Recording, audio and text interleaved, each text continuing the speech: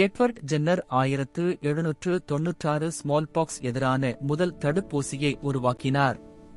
இது உலகின் முதல் தடுப்பூசியாக கருதப்படுகிறது. அவர் பசுமாட்டில் காணப்பட்ட தொற்றை அடிப்படையாக கொண்டு இந்த தடுப்பூசியை உருவாக்கினார். இதன் மூலம் மனித உடல் ஸ்மால்பாக்ஸ் எதிராக பாதுகாப்பு பெற முடிந்தது. ஜென்னர் தனது கண்டுபிடிப்பை 1798 வெளியிட்டார். அது மருத்துவ உலகில் ஒரு பெரிய புரட்சியை ஏற்படுத்தியது. அவரின் கண்டுபிடிப்பு உலகளவில் ஸ்மால்பாக்ஸ் ஒழிப்புக்கு முக்கியமான வழியை அமைத்தது. அதன் முடிவில் 20ஆம் நூற்றாண்டில் ஸ்மால்பாக்ஸ் முழுமையாக ஒழிக்கப்பட்டது. வேக்சினேஷன் என்ற சொல் லத்தீன் மொழியில் வேக்கா என்ற சொல்லிலிருந்து வந்தது. இதன் பொருள் பசு என்பதாகும்.